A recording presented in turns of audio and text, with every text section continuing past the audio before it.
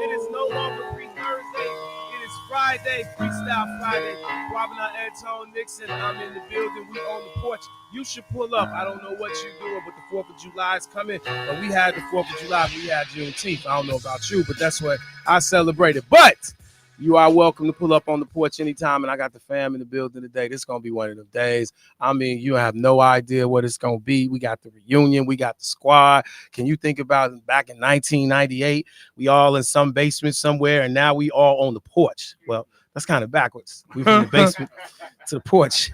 Should have used another comparison. And then we're outside. We outside. We outside, man. Catch me outside. Catch me outside, man. Happy Friday, family. It's Quabin and Antone Nixon. You on the porch with the fam, and we are doing well. And as we always start off, Jermaine, I'm 6 feet 1 inch above ground. How you living, King? Listen here, Jack. It's better to be seen than viewed. Yes. So, yes. Man, I'm living great, brother. All right, Carvey, the guru, the whiz. How we doing over there? Man, we alive. The voice. Thank you. Man, I got a R&B soul, neo soul group. So anytime I have an R&B act, I wear a hat.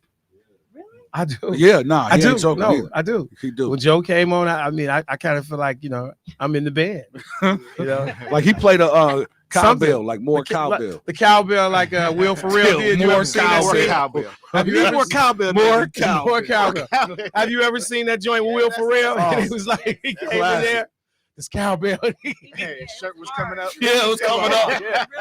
Yeah, he was playing that joker hard. Dude came in, Christopher Walken was like, this cowbell is gonna make it. This not enough. We need more cowbell. More cowbell, baby. Dog, you funny. That's me. I'm just a poet, man. I'm not musically inclined. I don't. My dad bought me a guitar when I was a boy, and I saw them on TV crash their guitar, and I followed suit. Oh man. I was watching I never forget David Kurtz, The Rock. You remember The Rock? We did the same thing. They smashed their guitar and I followed suit. Like, oh, that's what you do. He played it. Yeah. The Rock, wow. That was a whooping. Yeah. I was about to say, I got it. What did your father do? My father didn't whoop me. My grandmother did. My father, I was the poor little rich kid. He just bought it. Like, oh, because he didn't say nothing. He's like, you broke your guitar. I was like, he went and bought me a drum set. I broke the drum set. I turned the drum set into a spaceship. I'm creative. I know, right? It was a gold drum set. And this is during the time of the giant robot, Goldar. Remember the giant? You remember that cartoon? Yes. It was gold like Goldar. I took the what's the name, put the symbols, I cut the inside, I sat in it. That was my space. I know it's bad. Yeah, I know for musicians, that's messing y'all up. I'm like, but it created the artist in me. I'm an artist. Nah, it really didn't work.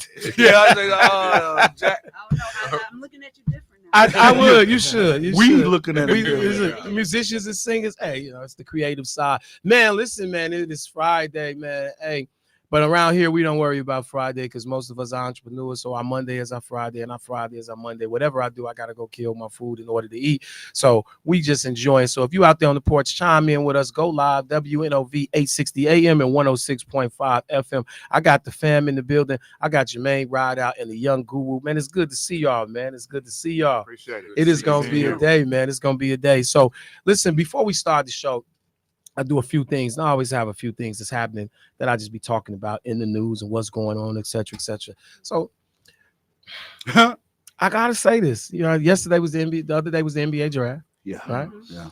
And I said the statement, I wasn't the only one. Did anybody know anybody that was in the draft? Before you used to know at least 10 to 15 of them. Really. I had no idea, right? All right. Then I had the conversation about AAU basketball and high school basketball.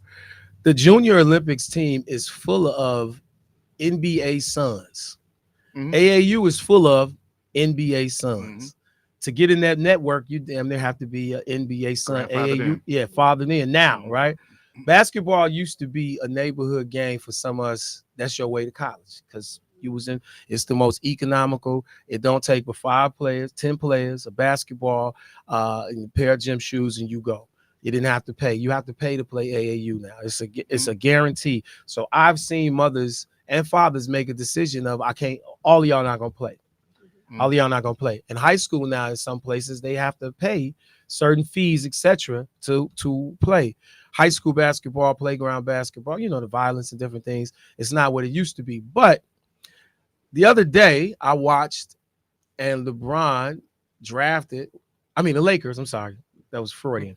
The Lakers. It really was a slip. The Lakers drafted Bronny James to play in the NBA. There's a guy that averaged the big dude, the kid that played for North Carolina State. Yeah. Didn't get drafted at all. Really? He get drafted off. There are a number of people that based on what they'll say, attitude, networking, etc., will not get drafted in the NBA. It's hard to get in the NBA. It's very hard now. Even with the different leagues they have, it's still hard to get in the NBA. And it's not all about being able to play. It's really attitude, who you know, what team you fit with. That's what my friend who got drafted, he said. It wasn't that I couldn't play. It was where they sent me. I went to a team with 3 guards. It was 2 dudes were contract signed. They made it clear that you might be better than him, but we got to play him because we paying him. It's a whole metrics behind it. But the internet is going in on LeBron, the Lakers drafting LeBron's son. They call it a nepotism. So I got a thought of it. Was that I won't say a good or bad thing, but what you think about that? Just the fact, you know. So can I set it in this context? His father. It's the first time you got a father and son, but it ain't the first time you got family members. You got the Antetokounmpos. Right. You got Drew Holiday and his brother. But Drew Holiday brothers are proven NBA ball players. You know, we gonna see what Bronny do. We gonna see what he do. I think, you know, to be honest, you got Vince Carter and his people. You got all kind of people that's family members in the league. You got people who were grandfathered in after their fathers came, and you know they got them spots because their father played in the league before. So what about? Go ahead, man. Go ahead. I was gonna say I really think that Bronny is really gonna surprise a lot of people. I think he is. For the simple fact that young man's game now. That any time that you can spend, and this is almost with anything that you spend time with, and you're sitting under, you're gonna learn. So by him coming early to the gym, leaving late, spending time with his dad, and his dad is one of the greatest that ever played the game. You said it's in the DNA. It's in the DNA for the simple fact it's passed down through the lineage. And if you're willing to work hard at what's in you, it's going to develop.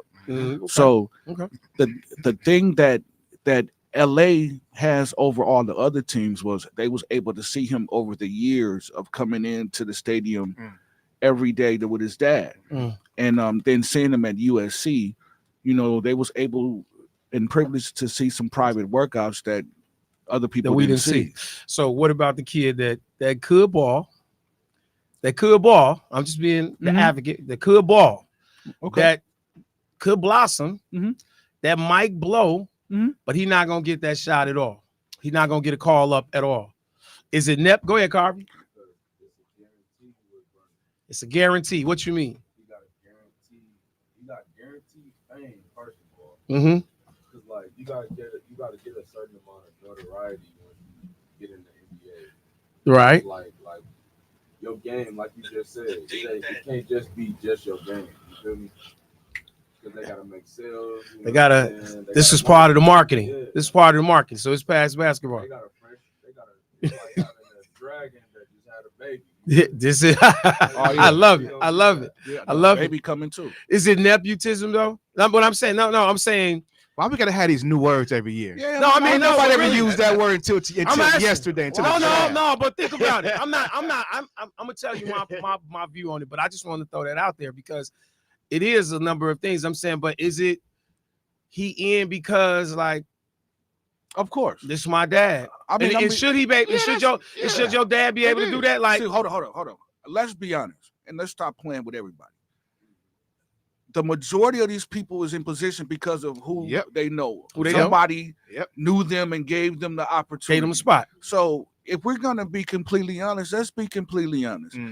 That's what make the world go round. Is giving somebody a chance and then giving them a chance to prove themselves. Now, if you hang yourself, that's on you. Right. But if you prove yourself great, now you are able to empower and give somebody else the opportunity. How much proof do you think he got to do though? How much proof do y'all think LeBron's son really got to do? He got a lot. They're gonna be on his tail. He got a lot. The media gonna be on his heel. Well, but how much do he really have to prove? He don't have to contribute right away unless Russell opt out. Now, once Russell opt out and you're in need of a backup point guard, then the pressure is going to be on him. But right now, they're putting him in position that they can just develop him. Now, he don't want to go to the G League. Is he better? Yeah, he went straight to the league. He didn't go to the G League. So he already made it known. He had his agent make it known. But I'm saying, you don't think so? Y'all think he pro ready? No. Or did his dad have something to do with it? He ain't pro ready, man. Does his dad have a little bit to do with it? But we got to see. Huh? I don't think he's gonna start. So this is what I really was asking. This is what I'm really asking. I won't say that's a good or bad thing, but aren't you supposed to be in position to help? Like, hey, I made it. I'm here. I have my last name is Kennedy. My son want to run for office, and I want my son to be the president of the United States. No, is that George Bush? I mean, it's the same in Hollywood. Right. Yeah. So that's go ahead. It's the same. It's the same in the corporate world. It's the same for the mom and pop shops down the street. I'm giving it to my right. Whether he qualified, this is right. And then you train him along the way. You train along. So that's now I'm gonna go back to the dude that's a sophomore, freshman in college that had a heck of a year. Because this is what my fear, and this is why I brought this up. Here's my biggest fear before we get into everything. To play basketball now, it costs money. An inner city kid cannot play basketball in the same fashion. Kids who go to North Division in those schools, they get it. Those are the schools. They couldn't get it in any other schools. Those programs aren't seen as the other ones. When we have children, our kids not going to the Obamas and these schools. We sending them to XYZ schools. Those schools that we would run over are not powerhouses based on these kids from the north side, the west side of Chicago, going to these schools. And the summer comes, they don't play summer league anymore. They play with the local AAU team. Yeah, and the thing is that you got this influx of all these parents putting their kids in AAU. And here's the killer part. You paying all this money, and in your local, in your town, you may be killing. But when you travel getting that road, and you start to see the real AAU teams, the ones who the NBA is picking from, you like, why am I spending all this money? Picking from because I can't even compete with these people. So it's the pool, right? You in the pool, you in the network, right? You in the network, and the influx of European players, the influx of the knock on inner city kids that they uncoachable, they street ball players, right? So we not recruiting them. So what I'm saying, my fear is that the very thing that some cats had to hope for. Football is a different. You got to get you got to get almost 12 people, 24 people to play. Baseball is directed to, unfortunately, they got pools too. Baseball is directed to black, but they say black boys used to play baseball. We stopped playing baseball. Baseball is directed to a father. You learn how to throw with a father. And the stores in the neighborhood once were black owned, the stores. So now that they're not, that's who used to sponsor your baseball team. So that's not. So that's gone. So and then the kids that would play baseball, we don't go see baseball. But the Dominican kids play baseball, and they playing for a cheaper, way lower amount, right? Well, when they get in the league, they get them big contracts though. Compared to, if you living in a hole in the ground, I give you $300,000. No, they getting millions coming in that joint. Not in the beginning. Not in the beginning. Now they get that as time go on, right? But I'm saying, my whole point is that sports is connected to community. And sports is connected to high school. That brings a certain pride too.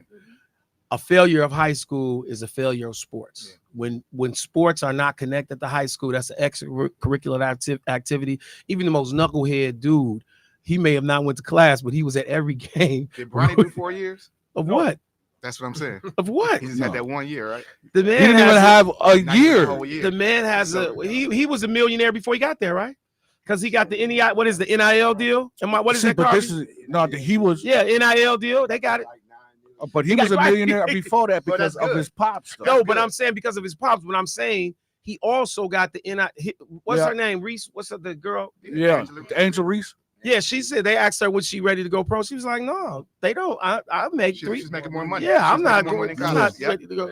I'm not ready to do that. They opened it up to that too. So I'm with it. I'm with it. $1 billion industry where black kids whose faces were on those flyers, whose names and numbers were on those jerseys. They weren't getting a dime for years. Yeah, I'm glad that's happening. Oh, I'm okay with it. I was just saying. First off, I don't think there's nothing wrong with Bron helping his son. No, I don't. No. My only fear is if you're watching it now, when they show clips, these are the sons and sons and sons of sons. So these kids, they getting top training. Yeah. They getting top exposure. They getting looked at totally different. The kid that can play over here that went to Washington High School, if he's not connected, no matter how good he is, he only gonna get. You know what I think? I'm gonna say this. You know what I really think? What people are mad about is that the watching these games nowadays is not exciting anymore. Nobody's really playing. Those players that even though we say they're the best in the country, in the world, and they're on the court. It's not what we was getting in the 80s. Well, or the 90s. That's because it's called entertainment now. Right. And with anything that has entertainment followed by it's acting. It's gonna be some WWF. Some type of it's gonna be some WWF going on. Yeah. And I'm a hater. I can't play basketball no more. So. Since I can't play, I watch. I can't play, so I don't watch it no more. I can't do nothing they do. So I'm hating. It's just a plain hate. It's the 90s. Haters. It is. He asked me the other team. He asked me the other day, Qua, who your favorite player? I was like, he said, who your favorite team? I was like, the Bulls. He's like, what Bulls? I say the 90s. Michael Jordan, when he was playing. It's over. But they all did it. LeVar Ball. So I'm not gonna look. If the goal is LeBron didn't have a father. LeBron grew up on the bottom, like he said when I was at the gym. But I'm saying when I was at the gym, and they was teasing me because I ain't have a daddy. Hey, I'm playing. He was like, when my mother, our lights was off and we wasn't getting no love. So he don't know who his dad is. This man then did all of that. He sent. I mean, if we go down the list, he sent his guys to school. He married the sweetheart of his life, if that matters for anything. Took care of his mom. His children know his father. He's devout about his father. He opened up a school. I mean, and he's aware of who he is. He makes it clear. He say, man, I'm a black boy from Akron. He's made it clear of who he is. So, I mean, I'm not mad at what he did. I just wondered what people see, because. Do you think the integrity of the game is compromised now? Very much. Because of this situation? It was compromised before him. Yeah. But I mean, I was going to get there. It's compromised before him. Yeah. It's compromised before him. It's whatever. You know what I mean? It's a great story now. You know what I mean? He walk away a millionaire, just do something with it. It's entertaining. I can't wait to see what happens. At the end of the day, if they got 20 millionaires in the NBA and they making all this bread, which is love, man, why don't they just open up 20 millionaire banks? Hey, how tall is banks? Banks change your economy more than a school, because banks mean we can get loans. School mean we get producing more workers. So I just wanted to throw that out there before we start and we get into what we going. I don't know where you at. We getting ready to go. I got the whole nation in the building, at least some of the nation in the building. Kwame, one more hit on the light skin, one more hip diet. I'm sorry, you look. Hey, yes, we going to closet. Yes, you can spill a drink on it. Be cautious. Me Marcus, homeboy, I'm finna be targets. I run along with rap another song.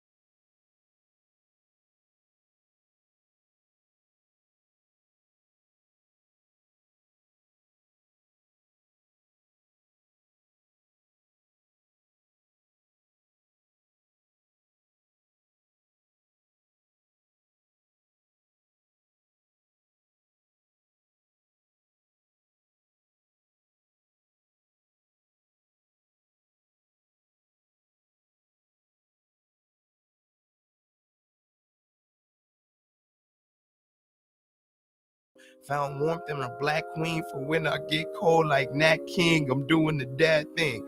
I speak on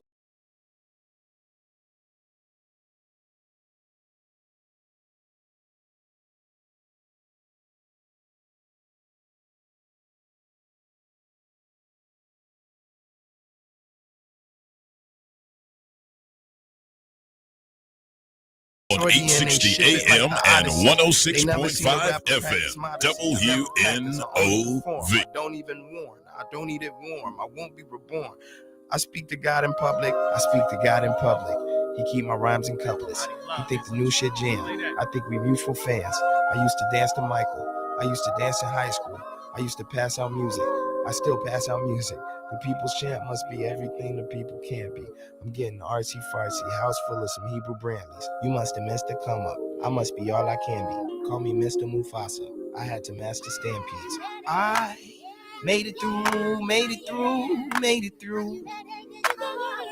And everything I gave to you, I gave to you, I gave to you. You got it, you got it, you got it. It's coming, it's coming, coming, coming. So are you ready?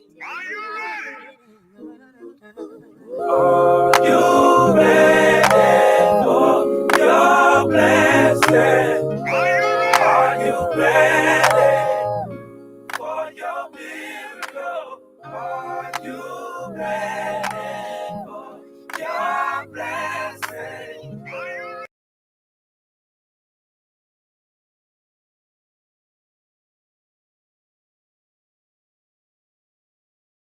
Your blessing. Are you ready?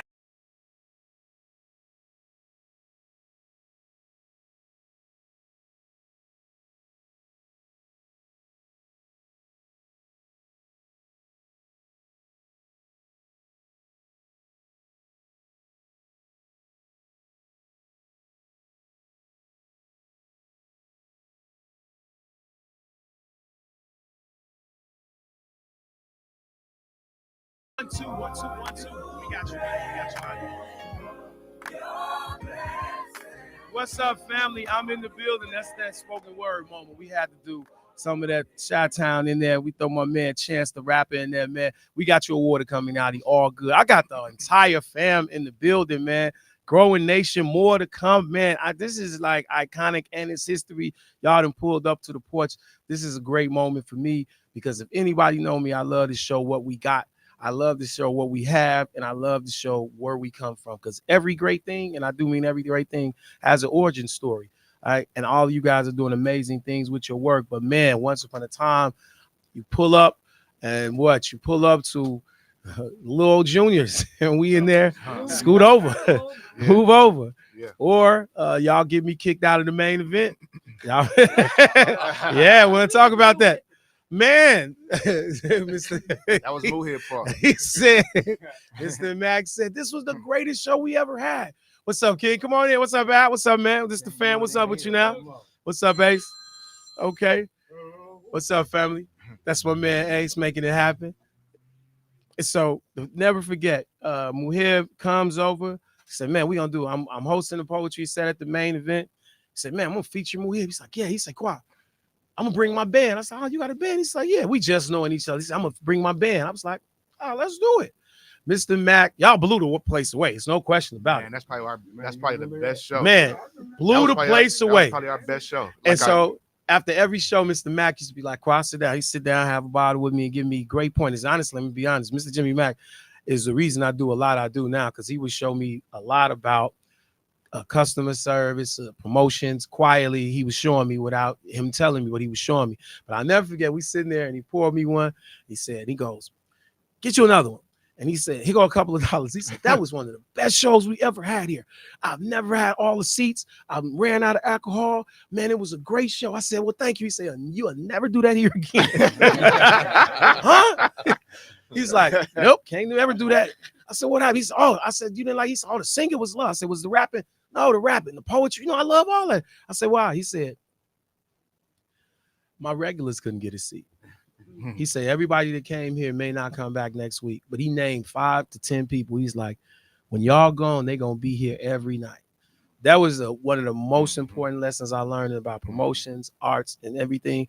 There are people who've been rocking with me for years. When I have something, they don't even have to worry about being paid to get in or nothing. They VIP, they tickets at the door. They don't have to ask a question because they've been with me since I've been with 5 people at a poetry night. They were those 5 people there. So he taught me take care of those who take care of you. The core, your core audience, man. So, but y'all did still get me kicked out. That was the end of that. And Muhib, I didn't know Muhib at the time like that. And I was like, I was telling him about it. I'll never forget it. He was like, man, that's messed up. And he got in his car and drove off. He went right. Yeah, it was no like, and this is pre-facial Muhib, like no expression. Man, he was like, yeah, that's messed up, man. All right, man. I'll see you later. And he rolled off. And to this day, when I talk about it, I'd be like, dude, what? I mean, you never said anything. He's like, what you want me to say? Like, something like, man, you right, Quad. He was just like, man, yeah, it was a great show. That's all he says, man. It was a great show. That was one of our best shows. No other things out of it, man. So, fam, man, listen, before we get this going, man. All right, man, we over there. We good over there, King? So great, listen, man. Kwame family, all y'all in here. I got something I do. Some everybody know me for putting out an inspirational message, but I always put a message out. As of late, I've been doing this thing called my 10. I started off me placing it on Facebook. As we did the show, people would start emailing and texting. Can you do the 10? Can you place it in there? So can we do Kwabana's top 10? So with that being said, man, this is what I said. This is from the couple of days ago, but I'll do the rewind of it. Good God morning. In case you need to hear this, this is what it says.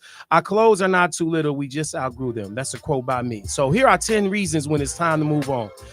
Tune that. Number 1, never in the moment. If you're always somewhere else, you're never in the present moment. Stop worrying about your past. Stop worrying about your future and deal with right there. Because if you deal with right there, that's the best thing you got. Brian, number 2, your circle. Your energy is drained when you enter the environment. The jokes aren't funny anymore. The clock is ticking, and you would rather be somewhere else than the place you be.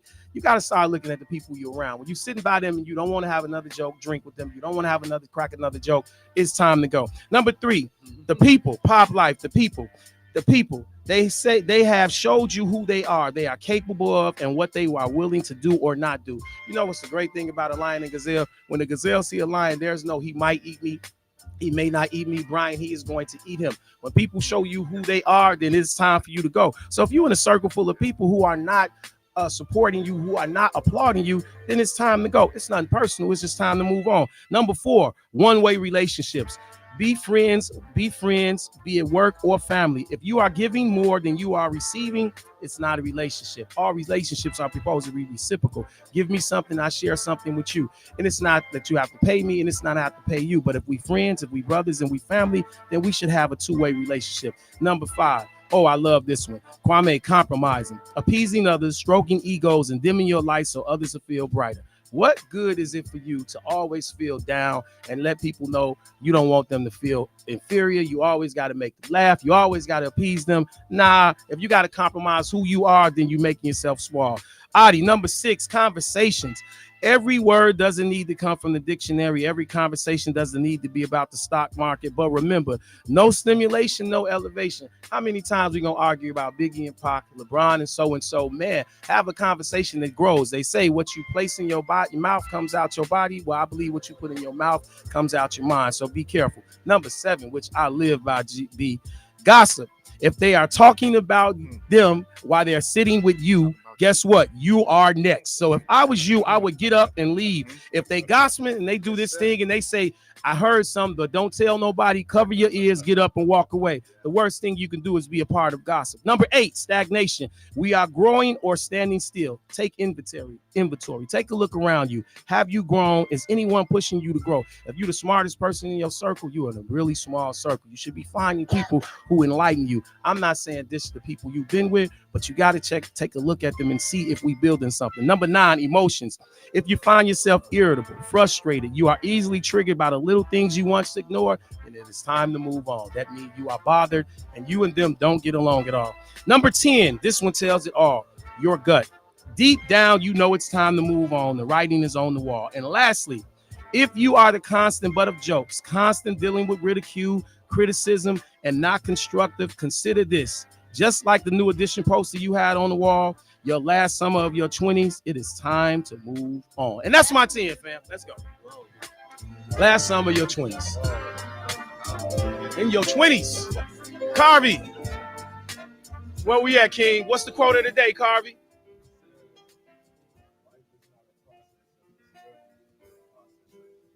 There we go, man. Let's get it, man. Welcome to the Porch family. The whole squad is here. The family's here. I cannot wait to do this interview. This is going to be so much love. I don't even think we're doing the interview. We're just going to have a conversation. We're going to talk. We're going to talk, man. We going to talk. So before we do anything, we do the mental health check-in. Our brothers, Modern Kings, Marquise Voss, he's big on mental health, and we are super big on mental health here. This has been Men's Health Month, and every first of the month, I have a therapists come in to talk about mental health, but we do a mental health check-in. Why? Suicide is high, depression is high amongst our people. Our people are going through things, friends we know, and when you never get a chance to ask them what's going on and how they doing. So with that being said, man, we got this thing. We do a mental health check-in. 0 is the lowest, 10 is the highest, and we start with my man Jermaine Ride Out. Yo, King, 1 to 10. Where you at, King? Well, let's see. I started my business. Yes, sir. Put some money in the business account. Check. I'm at a 20. 20. Oh, you at a dub. Hey, you started a dub. I started off with 3,000 in my bank account for the business account, man. Okay. So, hey, come man. on, man. Let's give an O for that. Oh. All right. Let's go, King. I'm with you, man. Hey, man, that's investing in yourself. You better believe it, Jack. The greatest investment is you. All right. What they say, assets are liabilities. Yeah. All right. Carvey, the young guru, the great young guru. That King is doing things. Carvey, where you at? 0 to 10, man. Where you at, King? 10 out the door. Hey. Let's give him an O, man. Give him an O. Oh. Carvey, why 10, King? Say less. The nation in the building. Say less, man. Say less. B, where you, man? B, it's good to see you, fam. Today is a good day. B, where you at? I'm at a 10. 10. With my family. With the fam. People that I grew up with. Yes. In a sense. And Yes. I just, business is going good. Good. Relationships are going good. Come on. My kids are Checklist. getting older. And Man, moving how out old are the of kids now, B?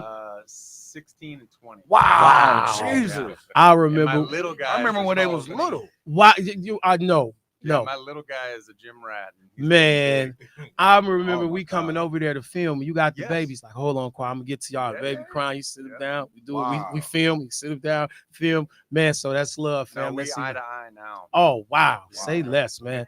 That's a Yeah. 10, man. That's love. Chris, my man. Chris Conley, Pop Life. Hey man, listen, Pop. I just want to give you some flowers, man. I know the work you've been doing. I know what Yes, you've sir. been going through. But King, if it's anybody that's what they say, dealing with that shadow and the way you know how to deal with Oh it, yeah. man, you have been doing it, man. So let me Oh, give yeah. you an O, some hand I claps for appreciate that it. out the door, man.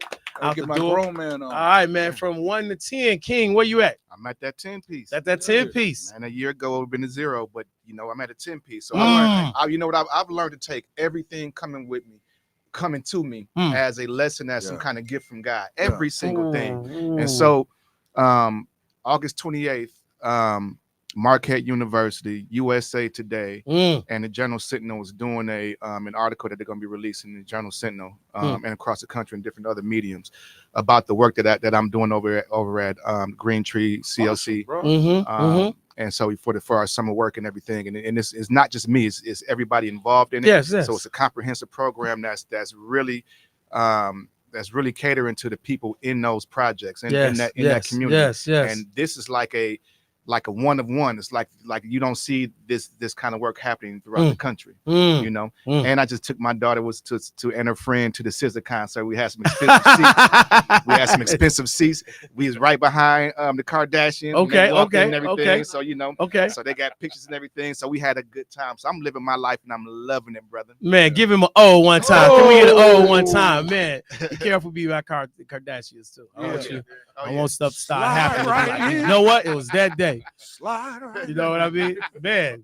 What you say, Jesus? Slide in. Hey, you put it. I Loose did, here. yeah. That's what's loose here. Oh my God, Adi Mac, the great King. Let's talk to that mic for me, Adi. King, my man. What it do? Adi, man, you've been glowing. Changes coming, man. The energy is in the place, man. Adi, 0 to 10. Where you at, King? I don't know. Because I don't do numbers like that. Well, give me a I middle. don't. Give me a frequency. I'm infinite anyway on Okay. on anything that has anything to do with numbers. I'm infinite, so it's gonna keep going. I'm gonna keep on evolving. I'm gonna keep on looping. But like energy wise, I'm mad. That's where I'm at. You right here. Now. Yeah, it's just like things going on. Then like up the stuff I got in front of me. It's like it's a lot right now. It's a lot, and so, and I don't like, I always pride myself on keeping my smile, but lately I just been more transparent. Yes. Because everything ain't always okay. So that's real. That's real. It's all right. So I'm mad. I'm mad. So this is what we do when we hear that. We do 3 questions when we hear that. 1, how you doing? I'm all right. What can make it better? Gotta do that. Yeah. And how can we help? Just be y'all. That's all we do. See, give him a hand, man. That's it. That's what it said. Oh, the man and only, the one and only, my brother in the African name, Kwame, the defender. What's happening? King, how you living? I'm doing all right. Yes, you are, King. Yes, you are the mastermind, the brainchild. Where you at? 0 to 10, King. So when I walked in, I was at a 7. Okay, right? okay. Just even kill, Yes, things sir. going on. Yes, sir. When I got around my people, Come on. I raised to a 9. 9. Oh, okay. Because my family always does that. Yes, sir. Yes, and I sir. say a 9 out of 10 because there's always room for growth. Like it can always get better. Come on. It always get better. Come on. Give him a hand, man. Give him a hand. 9. I guarantee you in 10 minutes we're gonna have you at a 10. All right. I believe it. Yay! We got a queener over here, man. Today. Queener over here, man. Let's give it up for Queener, man. Yes. Dear, 1 to whatever number you want. Where you at? I don't care. I know already. Where I'm is. Where you? Where you is? I'm tired. I'm exhausted actually. Mm-hmm. So I'm at a 9. 9. Are you exhausted? Yeah. Because here's the thing. I still got both my parents. Yeah. Talk to me. I got a place to live. Yeah. Come on now. Come on, Tori. I got someone who loves me. Come on. And I love him. Come on, Tori. I have a job. Come on. Woo. My health is good. Come on, Talk to me. Tori. Yes. Come Hey, on, man. Tori. Come on for that. I got a little bit of money in the bank. A little bit. Loan me $5. $5. I'm already Loan that. the brother $5, You man. shouldn't have said how much money you had in your bank in front of me. I'm just saying. Oh, that's the business account. We can talk. Okay. But you know what, though? I always win despite the circumstances. Then despite the odds. So Yeah. I'm good. 9 and all of that. I'm gonna give you 1 because if you got all those checklists, Yeah. you at 15. Come on, man. I mean, you got all of them. Somebody 17.5. love you back. Yeah. Man, and you just said you got a little money. And he just told us he got 3 G's in the Hey, bank. no, You can somebody- borrow. And I can borrow. No, in the business account. Let's make sure you put the business account at the end of that. You can write that off. See, We could talk about that later, Hey. brother. let me hold some. Loan a brother $5. If my checking account don't match my business account. Hey, no. Listen, man, I'm at like 15. I'm at 15, and I'm gonna tell you why. Yesterday was my nephew's birthday. I'm still here. Lord willing, I'm gonna turn a double nickel in a couple of months. I get to do this every day. Yeah. This is not work. Yeah. I'm around my people. Yeah. They wrote us off. We still here. Yeah. Man, yesterday we did a listening session. And I worked with a whole bunch of young men, and they said, man, they are proud to be a part of this. Man, I woke up this morning, so I won. Talk man. to me, I Chuck. won. So I'm at 20. I'm gonna get 20. Talk to me. I'm gonna walk out of here, man. Take some of this, man. Family. Well, listen, man. Listen, it's so good to have y'all in here, man. Listen, I am family that's all listening. Chime in, check in with us, man. I have the pleasure of having my family on the radio today on the porch, man. So as I introduce and we talk a little bit, I want to set the context like this. Some time ago in the 90s when hip hop was what it was, somewhere in about 95, 96, there's this movie named Love Jones that came out. Love Jones introduced us to spoken word. And then it was jazz. And it made it cool to be smart, to be hip, to sit down and have conversations. Then I'm watching a TV show called the Showtime at the Apollo, and the Queen Jessica Care Moore come out and do spoken word. Won 6 weeks in a row. Then this dude, yes. And then this guy with braids in his hair, brown skin, does an album called does a song called Brown Sugar. And we go, wow, that's R&B, but that's a little head bob to it. Then we hear the Roots, and then next thing you know, there's this whole movement coming from certain places. Neo Soul, they call it. And then we swing over, Maxwell makes an album. We go, that sound good. But then these cats from Philly come, and they bring the Roots, and the Roots come, and then they go get Gio, and then they get Eve, and everything is popping in Philly, and the hidden beats joints in Philly sounds like the new Motown for what we know. There's this urban sound coming from this, and then D'Angelo drops Voodoo, and the Pretty Girl with the guys from the Fugees goes out and does an album, one of the greatest. It was written and called one of the greatest albums ever, the Lauryn Hill album. And now it's cool to have this new sound that comes out. Well, everybody talked about Philly and Atlanta, but then I was like, I think we got that same thing here. We started doing spoken word. We meet with bands. I go to a little place over here in this little area called Juniors. I see this dude singing. He doing Brown Sugar. And then this light-skinned cat that was angry doing poetry introduces me to these other cats. And I was like, he's like, this is my band. And we get to doing that. And next thing you know, I have a conversation. Bomani introduces me to Kwame. Bomani, man. Yes, I'm going to say some names. Yes, shout out to Bomani Bobo, baby. Bomani Bobo says, man, my man Kwame, you got to do something. You got to holler at him.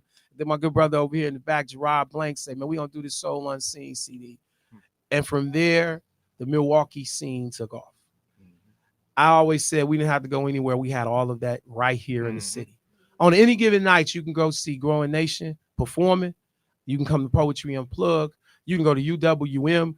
All of that was right there. The very party they're having tomorrow, the white party, comes from the origins of this little circle of us that all got together. Seriously. That was the beginning of the culture. And I don't say events, I say the culture. I am proud to sit in this room with these brothers and sisters getting it in. Let's give a big hand for the one and only Growing Nation. Can they do this, man? And can I do it right? A lot of people, when they hear the O, they be like, quiet, y'all invented the O. No, the O come from Adi and the whole nation. The O, man. The O. Can we get an O? Oh! Man, so we got to start this. Can I get a joint to do the engine? Hey man, I'm gonna let you do it, man. We in the studio, man. We finna get this interview started. We finna have fun. We gonna, man, do the whole nine, man. However you do it, man, but I can't do it no other way. We got Growing Nation in the building. We gonna have a conversation. You tell me when you ready. I'm ready. Man, we ready? So family, we on the porch. Y'all gotta do it with us. Y'all ready? Engine number 9 on the New York Transit line. Like if my train fell off the track, pick it up, pick it up, pick it up. Ooh, what about that right there? What about that right there? Yes.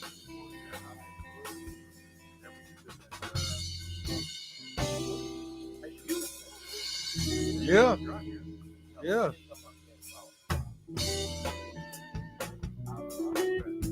I just feel like you just feel like clapping your hands to that, man. That's that sound, man. That's the nation's sound. Nobody else sound like that, man. That's Milwaukee's at its best, man.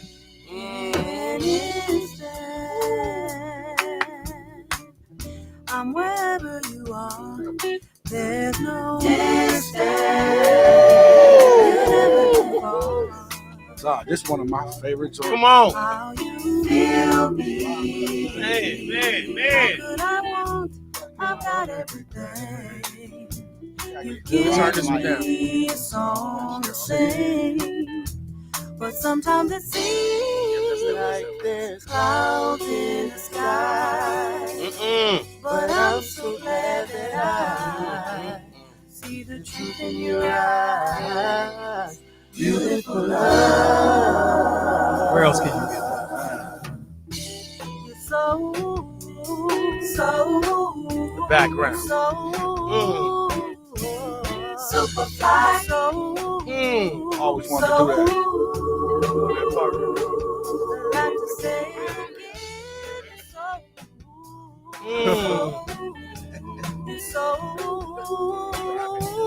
Y'all really make me think I can sing. Go ahead, go. Get that go. That's my part on that.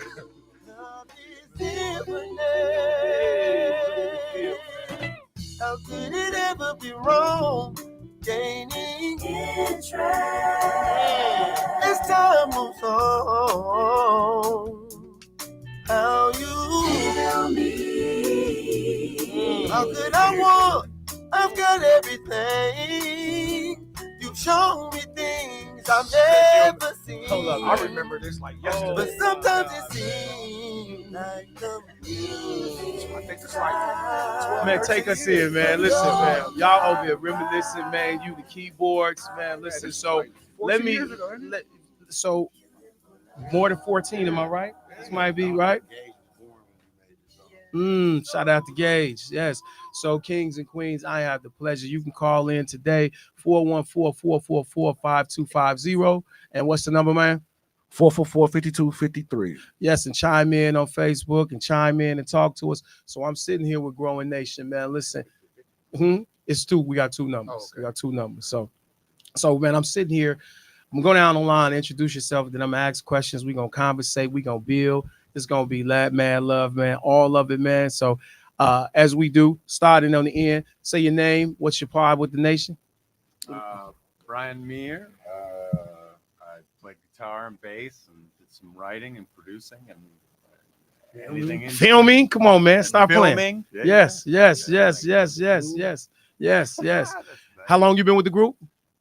Came in 99. Favorite moment? Oh, Give me a moment. A moment, Ale House show. Yes. One at the end. We finished When the Morning Comes. Yes. And I was all like tied up, and I looked at our drummer Wesley, and he was bawling, just tears down on his face. And then I broke. And then we looked at each other, and then we just started laughing. Just break it quick. Yeah, Yes, that sir. was a good moment. I'll never forget. Yes, sir. King, we're going to go to a commercial. We come back. We talk to the whole squad. Take us out of here with some of that good music, man.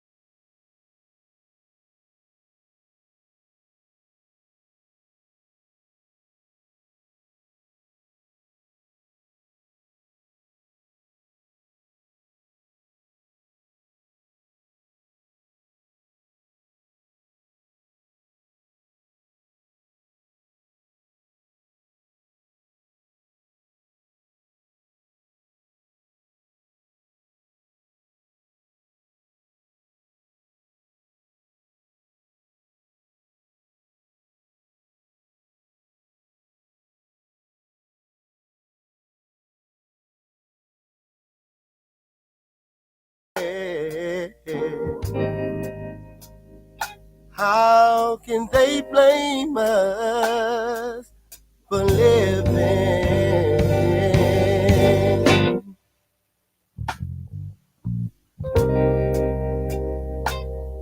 Gotta sacrifice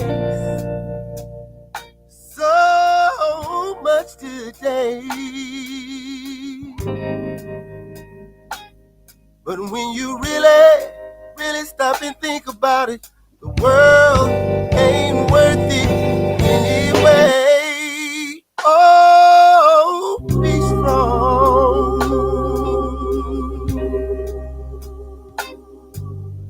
Ooh, I know the pressure's more than you can bear.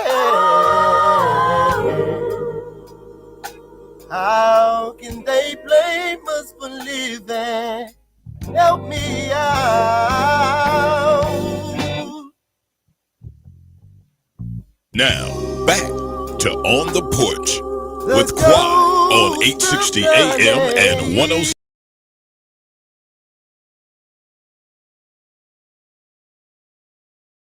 Forget when y'all did this and Adi was singing and he brought Muhib on stage to do the poem that he does with this. Man, I'm talking about y'all was at the L. Yeah, and he came and then you broke and then Mu just walked up and he did the whole piece. How could you be so selfish? He just went in. It wasn't a dry eye in the house. You know, go ahead. Became a cult classic. Yes, sir. That song, like Yes, people sir. still be asking me when I do my solos, "Oh, you gonna sing? How can you blame us?" I'm like, no. Hey, but you know what's so crazy? The very, very, very first. I don't even know how me and Chad ended up at this party at the mansion, but we ended up. It was on Highland, like 30. Yeah, the mansion. 33rd in Juno. 33rd with Juno. We came from somewhere. I didn't even know this dude there. And y'all did know me already, but we didn't know each other like that. We didn't know you like that.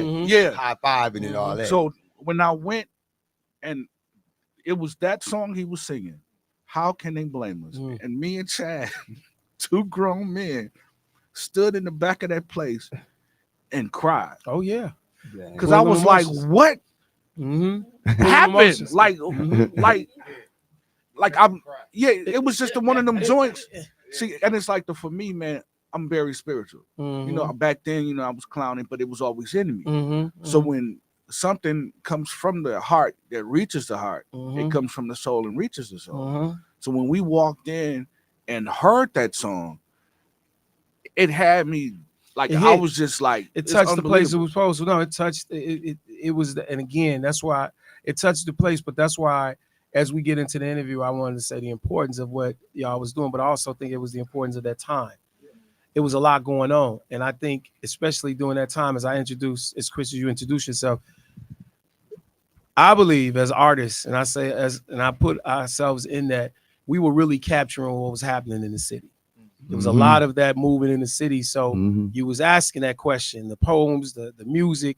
If I come to your show, immediately when I go home, I'm like, yeah, that's okay. Let's go. Right. When we're hearing me sitting down, we putting concepts together based on what we're hearing. And I think the time helped create.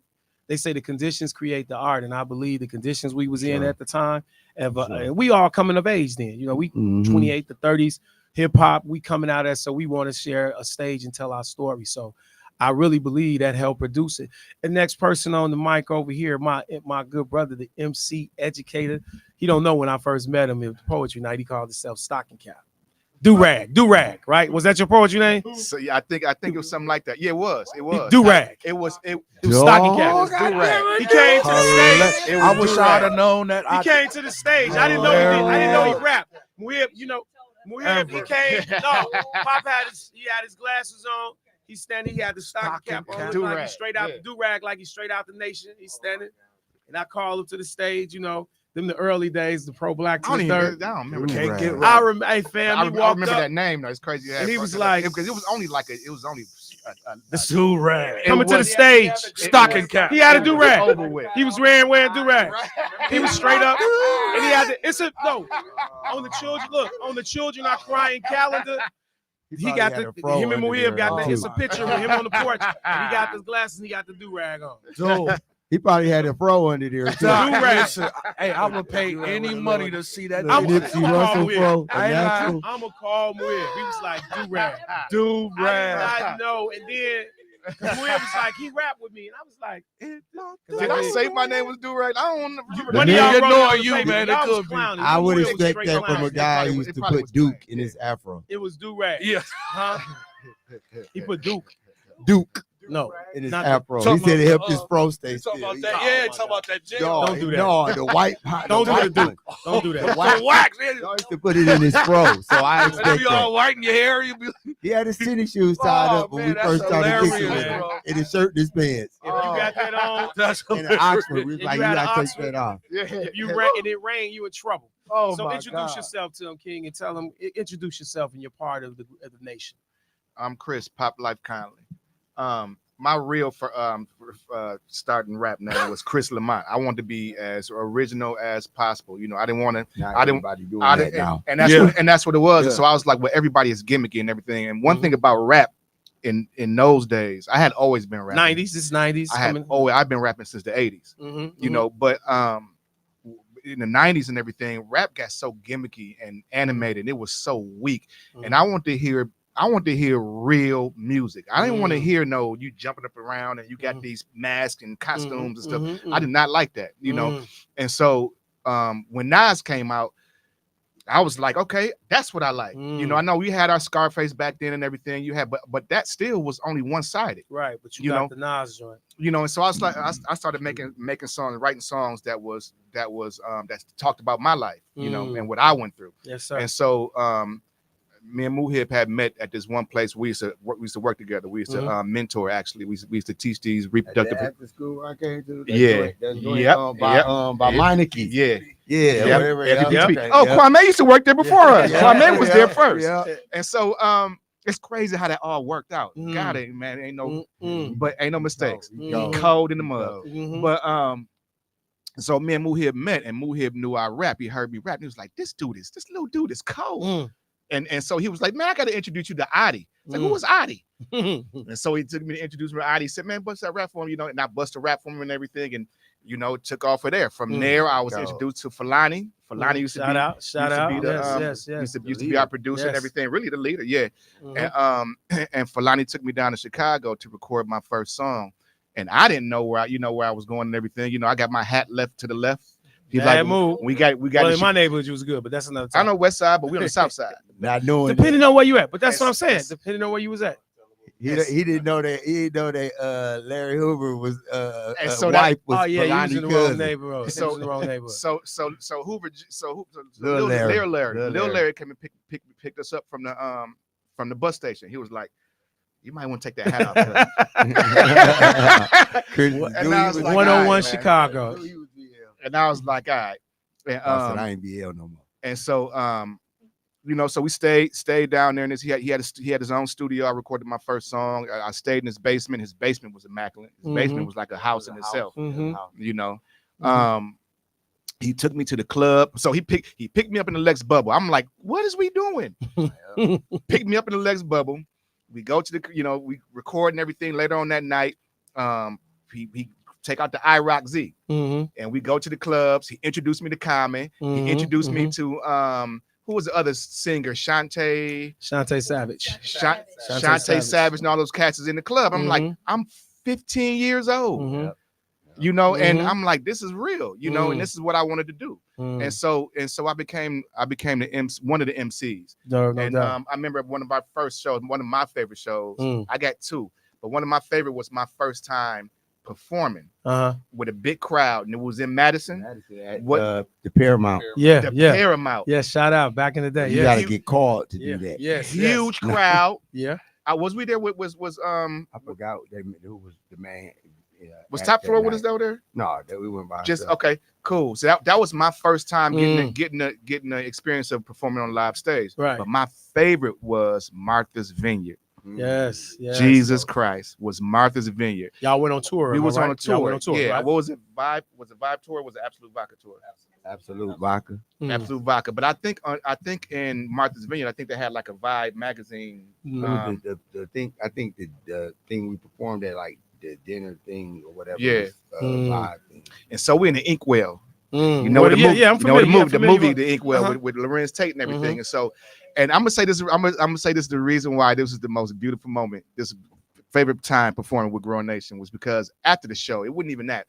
We had such a ball in the club. The club was shaking, and I took my shirt off and everything. I met a beautiful, beautiful. He was working out there. Do-rag was going crazy. Do-rag was going nuts in there. You in it? Yeah, right. I was, I'm getting back there now. Yeah. But I was, you like, hey, here it is. Man, we went to the beach after that. We went to the beach later on that night. We laid on the beach. We talked and stuff all night. I walked her back. Pitch black. I walked her back to the other side of the island where her grandparents stayed and everything. It was just a beautiful experience, you know. And that's where they had recorded that with Brian and Wesley. I recorded that. Maybe I don't have what it takes. Maybe I don't have what it takes. Dude, that was the funniest thing I've ever seen in my life. We were filming that too, and everyone's like, "Where are you guys? You gotta get on the bus." And we're like, "Hold on one second." Maybe I don't have what it takes. No, we weren't even in the bus. Dude. I was using an RV. And see, that's the crazy thing. And I'm gonna ask about that. So as we go, my next before one of the voices, I'm gonna go. So introduce yourself. Adi. Adi Armour. Adi. And you are in the nation? The lead vocalist / writer, producer. I don't know. I just wear many hats. No doubt. Yes. Cold tambourine player. You do the bell, cowbell. Do the no. I'm just going to tambourine. Okay. Moment for you. What's a moment that you can remember? And I know it's many for July 3rd. I don't remember the date. We opened up for Wiz Khalifa at Summerfest. To this day, that's still the largest crowd ever at a free stage. And Wiz Khalifa had he was telling them, like, he had Black and Yellow out already. He was telling them, I need to be doing an amphitheater. They was like, no, you're gonna do this free stage. It went past other stages to the water. No, the crowd. The crowd. That's what I'm saying. The crowd, the energy. Was so big. It's like you would have thought everybody at Summerfest was at one stage. That's how big. And it went all the way back to the water. And that was probably one of my favorite, in a tie with, y'all remember we did African World Festival, right? Like probably one of the last real African World Festivals. We opened up for Frankie Beverly. And we walking off stage and he just grabbed you by, it felt like on what was the movie Gladiator? We was like, you knew Maximus, I mean, you knew some Aurelius. He said, no, I said he touched me on the shoulder. But y'all, he grabbed me by my shoulder and he was like, boy, you are a bad boy. And I was like, that's all I need. Shout out to Frankie. Hey, man, listen, stop playing. That was just a time man, for me. hey, listen, and he is killing that farewell tour. He is killing that farewell tour. Man, say less. So before I go to Kwame, I want to, yay, Bird. Pull that mic over, please, if you don't mind. Just pull that mic over. Dear. So introduce yourself and your part. Yetunde, lead vocalist. Peacemaker. The nose are okay. The voice of logic in most cases. Okay. And my favorite memory is definitely the maybe I don't have what it takes. That is my all-time favorite thing in life, that ever happened in my life, period. The funniest thing I've ever experienced. I have a very different experience at Martha's Vineyard. I would hope. The shirt piece, I would hope. That trip was traumatic for me. And I hope I never ever go through anything like that again. It was wild. It was planes, trains, and automobiles. The whole nine. It was literally planes, trains, and I think everything but planes. Yeah, I think at some point we rode a jitney. and Are you we were serious? on donkey back at one point. Like it was people in the bed. yeah, it was like it was like a raggedy like a raggedy trailer, and Raggedy because it had all our stuff in it. it had all our stuff. And it was hot. And we took instruments to Martha's Vineyard. Yeah. Man. The shocks didn't work, so if you hit a bump, you were sky high in the back You of seen the. that, Jermaine? It was terrible. One of It those. was a yeah, And it it was was a a terrible time. Greyhound bus on the way out. Yeah. And a shoddy RV on the way back. Mhm. Oh yeah, that was. Man, you know what? It was them days. It was those days.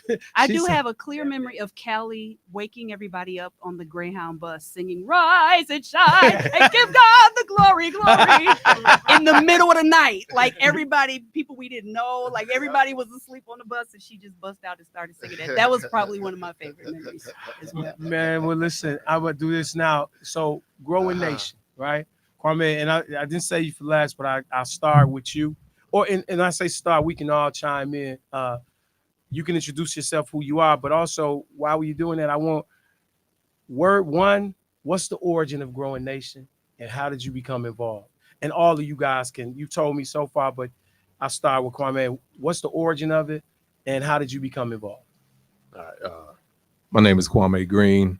I'm one of the founders of Growing Nation, part-time MC, part-time manager, all the time. Adi refers to me as the oil of the oil to keep things moving. Love it. Yeah, so the origins go back. I'm gonna take us back even before the nation. So Speech from Arrested Development. Shout out. Arrested Development from Milwaukee. Well, he's from Milwaukee, blew up, and he got a production company. Okay. And he came back and he put on a few people. Right. This is like 92-ish, 3-ish. This is like 92-ish. 92 is, yeah. Like somewhat 92. Okay. 92, yeah. 92. The Tennessee joint. Yeah. Okay. Yep. So Right. 92. So he put on Fulani. Mm. And Fulani had a group called Gumbo. Right? Mhm. Gumbo, nationally recognized, Yes. Soul Train, American MTV raps, mhm. and like all kinds of things, toured with Guru, Jazz Mataz, toured, the whole nine. So right, they had the album, had a run. Fu came back home. Now I knew Fu because Fu used to be at the parties. Now he was way younger than me, but he was real tall. And he used to be with Adi, right? So we knew each other. Yep, he was in Kofi. So we knew each other. And so we knew each other by face because we both used to go to parties, we used to dance. And I was walking in my neighborhood one day and I saw him. And he was like, "You live around here?" Because I lived on the east. Right. And I was like, "You live around here?" He was like, "Yeah." So then we just connected that way. And so the time was coming around for Gumbo's second album. And Fulani, he's a creative. And so he was like, he wanted to produce some of his own music. And like Speech was like, "No, I got it." And Fulani would send him tracks like producing, and Speech was like, "No, I got it." And so Fu was like, "I want to do my own thing." And I was like, "Yeah." He was like, "Yeah, I want to do my own thing." And so he's like, and because we were down and we were cool, and he was talking to a young lady at the time named Naomi, who was one of my best friends. Right. Shout out. And so to we were Naomi. like, "All right, we're gonna help you," because I was in law school at the time. So we're gonna help you get out of this, right? And so we went through whatever, and he got out of the deal. He got out of his deal, and he got enough money to get an ASR 10 and like 4-track recorder, 8-track recorder. Man left that ASR 10. It was 4-track, a 4-track ASR recorder. 10. That was a long time. What an ago. ASR 10. ASR 10 and a 4-track recorder. And we That had was the bass. groundbreaking at that time. Crazy. It was crazy. All right. Yes, Yeah. yes. So then he was in the basement. He was like, "I want to start a crew. I want you to be in it," because he didn't know I rhyme. And then I must have said a rhyme or someone down. He was like, "Dude, you can rhyme. Like I didn't know you could rhyme." So I was like, "Yeah." He was like, "I want to start a crew. Me, you, and my cousin Adi." And I was like, "I know Adi." You know what I mean? And so then we just linked up and we started in the basement, the three of us. 15th and Capitol. In the crib. And that was the beginning. It was us in the basement. In the basement. And it What was year us. is this? That was 94. 94. That was 90. So 30 years. Pivotal time too. Yeah. This is Illmatic, Notorious B.I.G. This is a dominant time in hip hop and music too. 94 is a major time. So yeah, it's a shift, and y'all in the midst of this, right? Did you, as you keep telling the story, and please go back and forth if need to, did you see and it's to all of y'all, but I start with you. Did you see it coming to what it was coming? or was you like, we're gonna do this thing, or did you see it coming? So you said something earlier about being in the moment. Okay. Right. Okay. Then we were in the moment. Mm-hmm. We weren't looking like we had aspirations. Right. Right. We would like put together the packages at Kinko's and get tapes, Shout and out he to was meeting Kinko. people, and we would send stuff out, and we would get letters back. I remember we got a letter back. Pete Rock had a label then. We thought it was cold. He sent us a letter back, and Fox Records had just started again. They sent us a letter. Oh snap! Was Like, you let's go have y'all it. carrying it around? But we were just rhyming like yes. every day, making beats and making songs every day. Mm. And every day. And so we got a couple other brothers down with us. He had a female with him in Gumbo named Shell. Shell was in the basement. Mm-hmm. Then we got a crew called The Flip Side, Knight and Jay Action. Mm-hmm. They came and they went. And then we found Soul on Ice. Soul on Ice. I think Fulani knew Muhid. You brought me, and and then I brought Muhid, been like, Mu, you got to rap. In the crew. I had to teach Muhid how to actually rap. Yeah, I mean, but y'all came together. Yeah. No, because y'all formed Soul All Night. Y'all were separate. Y'all were separate. Shout out to Sherry Moore too. Make sure you rest in heaven. Yeah. Rest in heaven. That was a beautiful voice too. Yeah. So then, but we were just in the basement, and we started doing shows, and we started. That's crew. So these are different crews. Every y'all, right? Kwame is right. I was by myself, Chris and Muhib, and then the Flip Side, and then Fulani like produced and rapped on everybody. Right. So it's a bunch of little. Okay. The collective was growing nation, and so no, that came later. That came later. I'm not gonna even. That was the departure. Okay. That was the departure. The departure. That's good though. You need that memory because when you get to them arguments 20 years from now, you go see Kwame. Kwame no. Right. So, and so we began doing shows like around the city and stuff like that, and we spoke about the Paramount. So we got an opening spot for there was a band called Citizen King who had a they had one of the bands from Milwaukee. They were signed. They were national. And shout out to DJ, and they let us open for them. And so they let us open for them here. They let us open for them in Madison, and like it was a good look. You talked about the Paramount. We were the first hip hop act to play the Paramount, which became a national. They started bringing in national acts. We were the first ones. Broke the ground on it because they saw us open for Citizen King and asked us to come back and was like, "Would y'all like to do a show headline?" So we was like, "Oh snap!" So we used to play up in Madison. We used to play, and Fulani moved, and we were still like doing music. We went down there, recorded, and we were still up here, like holding it down. And then, but we always knew Adi could sing, right? But he never. I don't want to sing because he just rapping. He was just rapping. I don't want to sing. See, I didn't know that. I didn't know that. Yeah, he was really. Nasty. For almost a year and a half before I even knew he could sing. Just rhyming, like nasty. Like when I met him, he was just rapping. Just rapping. Just rapping. And he would never. And we would ask him. The coldest freestyle in Milwaukee too. I used to be like, I can't do that. Like I can mess around, but he was like, just keep coming. It's just falling out his mouth. Like God, dog, pause. But man, and you pull him in, and so you pull him in. So So I want two questions. How did you get him, and where did the Songbirds come in? Or was Jay already? How did it go? It don't matter. Yeah, it don't matter. No, what had happened was, Fulani wound up moving to Atlanta. When he moved to Atlanta, remember I jumped out the window from getting chased from the police, and I moved to Atlanta. Jumped out the window. I got away too. No, I did. I did. I was straight. Yeah, Eddie Kane did. Dog. Remember Eddie Kane on the way? on the G. But what happened is I moved down there, and my first weekend there, we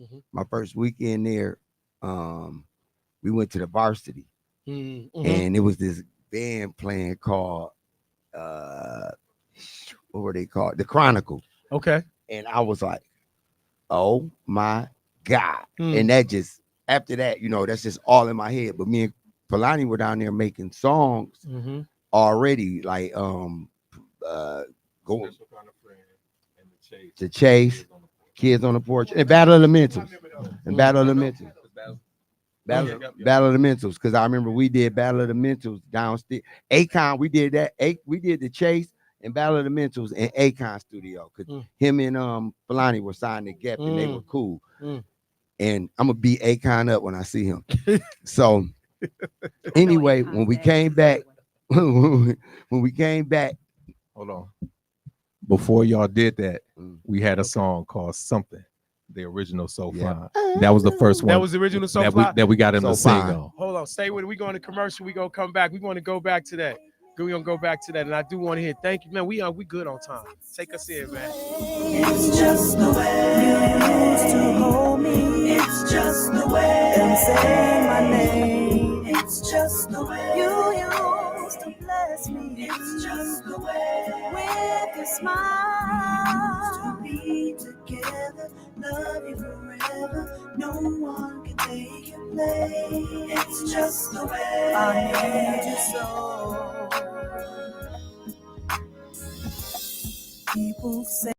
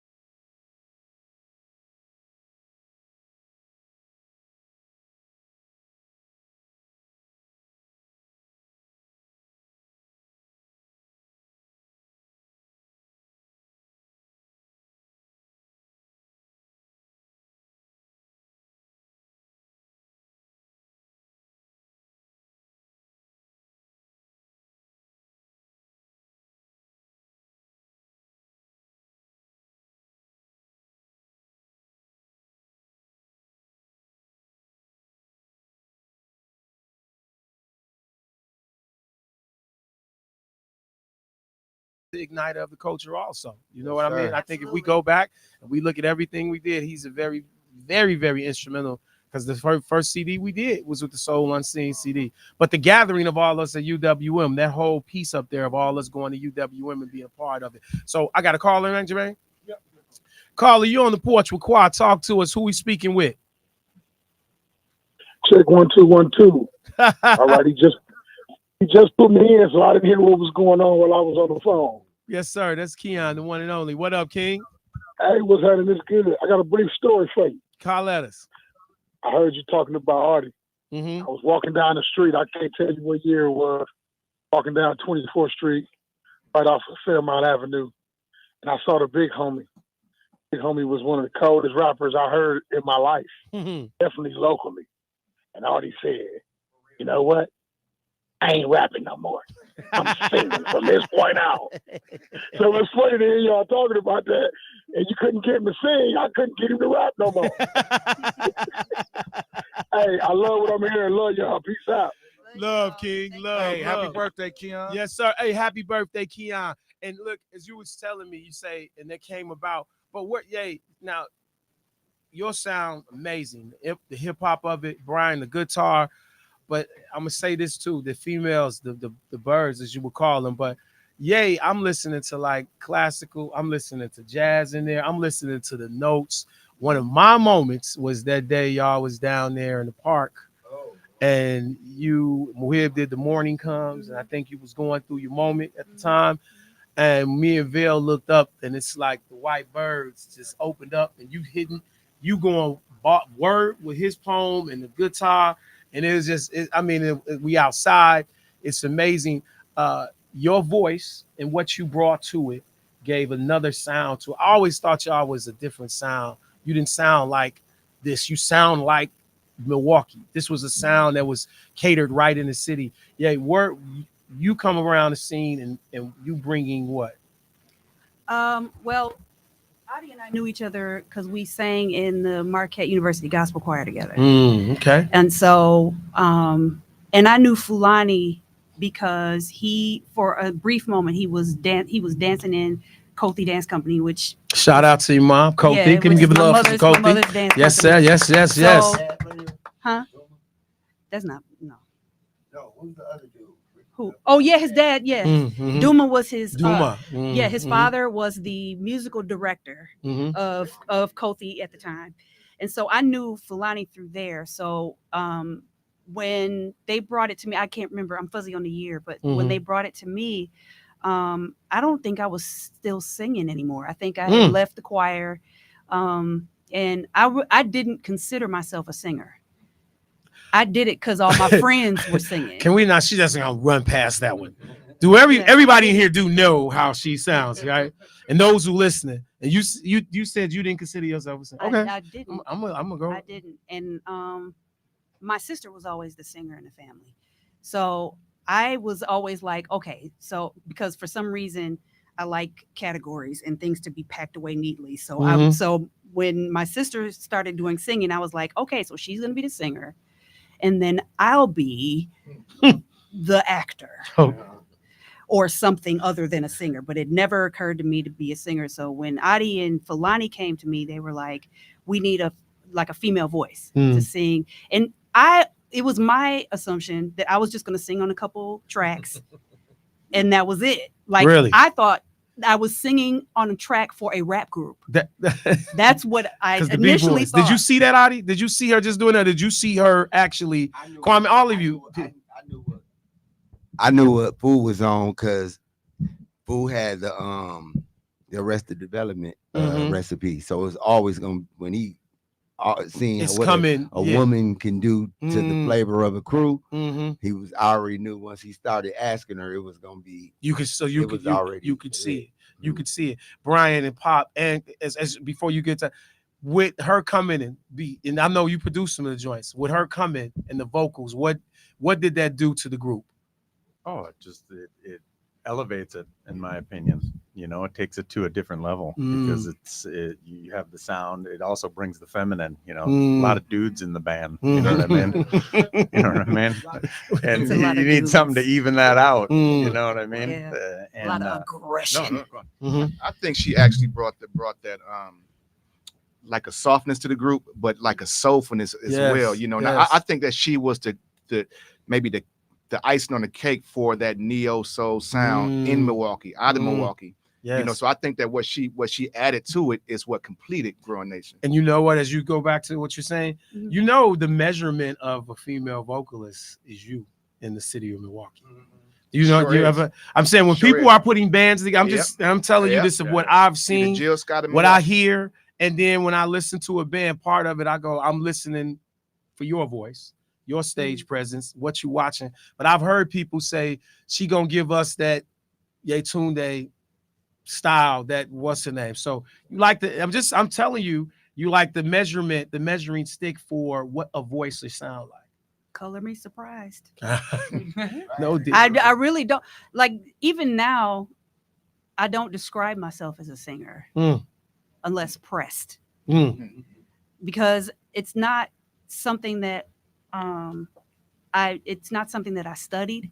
Okay. Other than I knew who I liked and I knew who I wanted to emulate. And I knew who my influences were. And they are. Ella Fitzgerald, for one. You can hear that. You can hear that. Sarah Vaughan. Shaka. Phyllis Hyman. Luther. Yes. So like those were like my, and of course like, and when I say this, people be like, really? But Al Jarreau was like a huge shout out to Milwaukee, man. Can we give some love? Al Jarreau is great. The late great influence for me. Like I literally would use his vocals to practice. That's some practice. Like to do vocal training. Like I trained with Al Jarreau albums because he had the range I wanted. You know, he had the low and the high range, and he had the freedom of vocal expression that I wanted, and I still kind of work towards. But I still was thinking like, I'm gonna do a couple of tracks and then I'm just gonna go on about my business. And I don't even remember when it changed. Like it was so organic. Like I just kept coming back. They kept asking me back. And then after a while it was like, you part of the group, but it was never explicitly said. It just happened. You with us it now. Just happened that way. If you in this car, you with us. We robbing the snow. I'm just playing. Hey, before we go into nothing, Gerard, could you step to the mic real quick? Shout out to my man Gerard Blanks. Yes, y'all show him some love, man. Always. G, one, you got an event coming up, right? That's a part of it, right? It's a whole summer piece, but where I know it, but when you Growing Nation and what you do, and where did all that fit in for you? And tell me a little bit about the event also. So you talked a little bit about, excuse me, Phil, sorry. You talked a little bit about the UWM, right? We refer to it as the Scope Days. Scope Days, yes. Look at Carmate, Scope, baby. A bunch of us 18, 19, 20-year-olds running around with a lot of school money. And we finessed our way to a few G's, and we were putting on shows and open mics, and that's how I came to meet basically everyone on the scene. Was the open mics at Scope, and then the Sullen Scene Project, which I think I tried desperately to get this brother on, but we tried. Yeah, we was at it. He was on the second. We talking about the very first one. Yeah. And it's funny because Chris's song came through last minute, and I remember Soulfinger was a producer, and I remember when I heard it, I was in my car outside of Next Best Thing. Was that the name of the spot? Listening to it, and I just thought, I can't believe we got this. This is amazing. And I think that was the first like official Growing Nation show I had ever been to. Was that Next Best Thing? Oh man, like how I know more of the history than you. So but it be that. we not gonna say 420.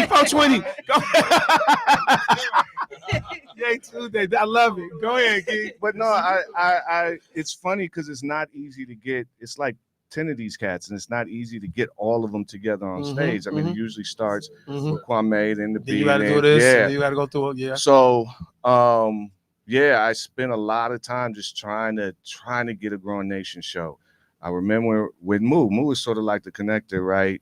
He was like, I got this, you got to meet this cat named Adi. I was like, who is Adi? He was like, he's Marvin Gaye. I was like, ain't nobody Marvin Gaye. Stop it. So we had a show. Adi wasn't even a part of the show. He worked his way on stage at the end and did what's going on. And then Moo just turned around and smiled at me. I was like, all right. I was like, all right. What you say, Kwame? Go ahead. Go ahead. See? He was like, this is the cat I've been telling you about. And then, like I said, I was always bugging Kwame to try to get a Growing Nation show because it was a big deal. And then when I helped put together another group, Black Elephant. Shout out to the Elephant, baby. Shout out to Black Elephant. Black. We really looked at what the nation was doing. And I'm not gonna lie, we were competitive. We was like, you know, we didn't. Yeah, well, I mean, we didn't just want to be in y'all shadow. Am I wrong to say to all of us? Go. I'll let you finish, Rob. But I'm saying all of us, we good now. But was it not competitive? It was. It was super. Was. Like we young and we fight. It's super competitive. But you say that exclusively. It was competition, but we were still good back then. Yeah. It was healthy competition. Yeah, it was healthy competition. You know. It made it better. It made everybody better. Yeah. You see what they were doing, and you're like, hey, I want to do that like that. And like we were doing that, now they're doing that, so we got to do this. It go back and forth, right? It would go back and forth. Gerard, how hard was it to get Muhib on the CD? Remember, I'm talking about when we did the Soul Unseen joint. So a lot of people don't know you were basically like the A&R, right? Like Qua was the person I go to get everybody, right? Thank you. And so, you know, Moo is an interesting cat because when I first met him, he was real quiet and humble. He don't do anything. He's not, if he ain't into it, if he don't believe in it, he's not going to pretend. So it was rough. And I remember Bad News Bears. I really, really wanted that on there. And I don't know how you ended up getting it done, but somehow you got him to the studio. We got it recorded. And that was another one of those moments where I was just like, wow, I can't believe. Because I remember the first time I heard it, I was blown away. And I went up to him like the next day at school because we was all at UWM like a fan. And he just kind of laughed like, oh, it ain't nothing. And just, you know. He didn't like his voice back then. And that's the funny thing is I was surprised by just how humble he was. And a lot of people on the scene, because it was like I was young and I was just looking up to all of these artists and just like, wow, I can't believe I'm around all this talent. What did the scene look like too? Like I said, like you said, you got Black Elephant, you got Joe them doing music, right? Yep. We doing spoken word. What did that scene for you to tap into that? And I know you're gonna tell about this, but what did the scene look like for you? And anybody else want to jump? What did the scene look like for you when you was getting ready to jump in and do what you did? I just remember this was the mid-90s, and I remember there was a turning point, I want to say around Love Jones, where all of a sudden poetry became cool. So Saul Williams and Slam and Love Jones, those were the two that all of a sudden made it cool to be a poet. And then everybody, like overnight, was a poet or a singer. But then it was like you had young cats like Tim and Cigarette Break. I met Tim and we had a class together, right? And so you had guys that were like in 1920 classically trained, like jazz musicians. Yes. So it was kind of weird when I look back now to think about how young everybody was and how the scene really started. Dan Vaughn was it Emerald City? Yes. So it was like Dasha Kelly. There was an entire scene built in the course of like a year. Yes, man, you're right. That's right. And so it was funny because I remember last time I was up here, I was talking about why we started doing the open mics because the BSU wouldn't let me rock with them. So I was like, we're gonna start our own thing. And the open mics would be y'all would be in a corner. You, Simon, Bomani, was it Writer's Block? Yeah, Writer's Block. Then you would have Move. I remember when I introduced Verb, Derek to the scene. Yeah, Verb, wow, yes. So it was just like it was just this seeing this thing evolve was just, man, it's one of I think one of the best times of my life. Yeah, man, I think we'd always say that because I think it's very historic too. Like, I mean, if you really look at all the stuff that was done, I mean, think of all of you guys plus. And I think a testament was the 20-year reunion that you guys did and we did with PU. Could you tell me a little bit about the Summer of Soul? Yeah, so Summer of Soul is a free outdoor concert. Yes, it is free. And what we did is we brought together 6 bands that, well, let me start here. I feel like there's a bit of a void. It is. And I'm gonna be honest. It is. I'm in my mid 40s. My wife is in her mid 40s. We like a certain type of thing at this point in our lives. I want to get my whiskey. I want to hear some good music. My wife wants to spend way too much money buying purses and crafts. Anytime there's a vendor set up, that's her thing. Go the other way. And so I was going around the country in my previous job, visiting all these different festivals. My wife is on a radio station. Shout and out. I just kept thinking, I want something like that here. And I want it in the middle of downtown. And somehow I want to make it free, and I want it to be soulful. And I'm gonna be really honest with you. I'm just tired of living in a city that's 40% black, majority minority, and yet I feel like we always have to fit ourselves into right to the social and scene. so I went to my team. It took some convincing, but I was like, we're just gonna create our own thing. It's just back to the scope days. It's like, you're not gonna let me play. I'm gonna keep on ball. Yes, right. Yes, and at first, we just booked the Robert Randolph band, and we were gonna be done with it. Right? We were gonna book Robert Randolph, a couple other local acts, and then I said, well, I don't know. There's this group named Moonchild that's really dope. I called them up, and I kind of said, I ain't got no money. What can we do? They worked with me. Talib was kind of fell in our lap.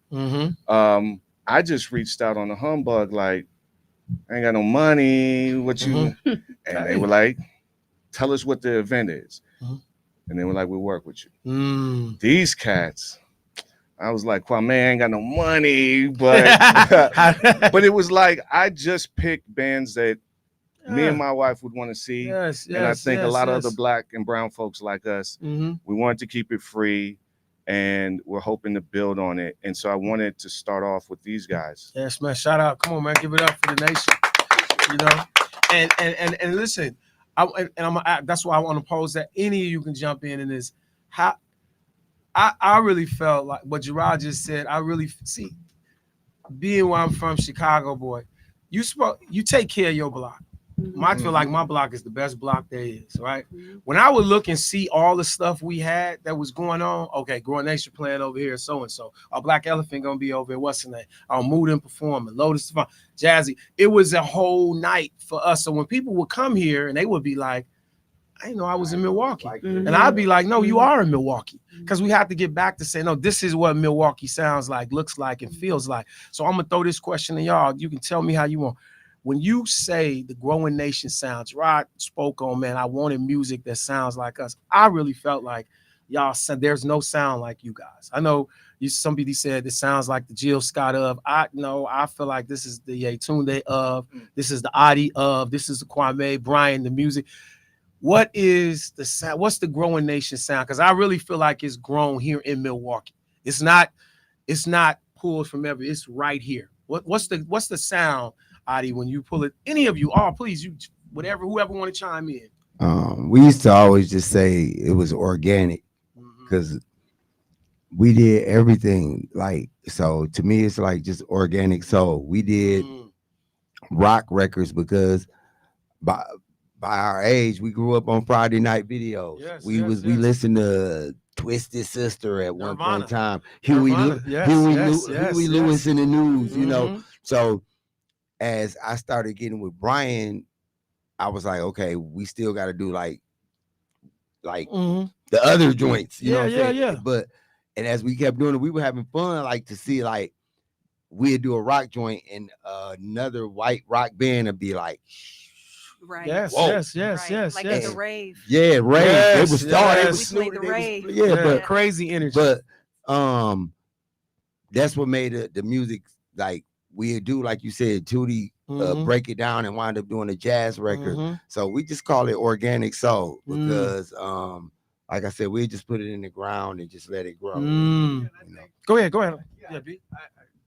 Gerard was talking about it a little bit about you know, having guys like Tim and our guys Dylan and Andre, Yeah. myself, there's a whole group of guys that went through music school. Right. They're, you know, the High School of the Arts, the Milwaukee Conservatory of Music, and you had like Yetunde and Adi were in the gospel choir, and then you have the roots of poetry and rapping and R&B, and then with the schooled musicians who studied jazz and rock and all this stuff, all coming together in a soup. You know what I mean? Yes.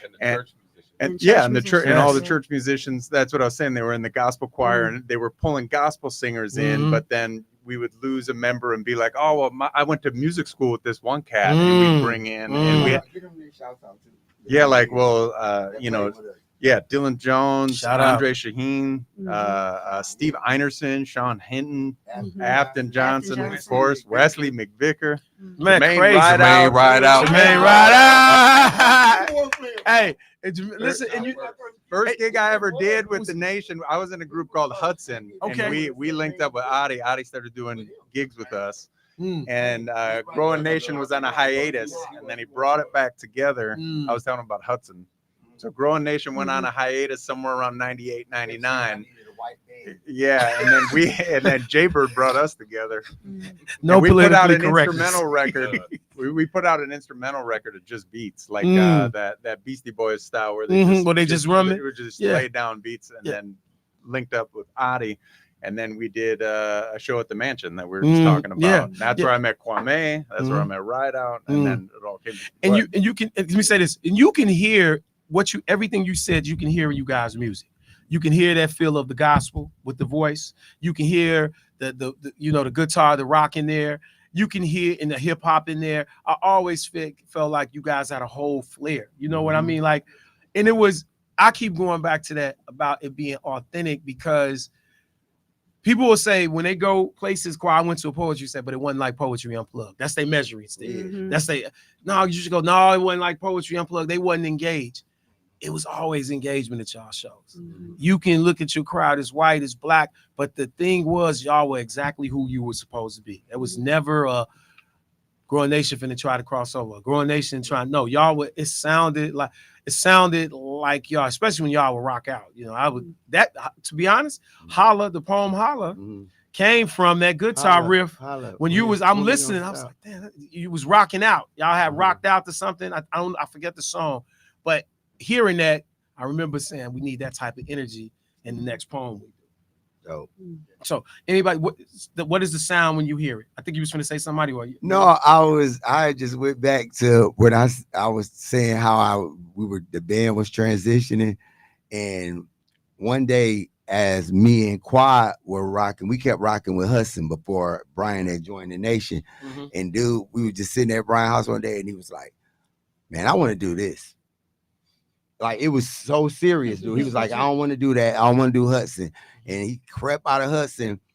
And with Brian joining the band, Growing Nation blew up. This was the Summerfest. This was the East Side. This was the debut. They knew Brian. He was already woven in the fabric. So you saying he brought that? He brought the business, even though Kwame was he brought more business. Like, we were confined to the North Side. Brian took us everywhere. So it really is Growing Nation. We going to commercial, man. We be right back, man. Let's give it all in a round. Oh! I gotta give Brian a solid.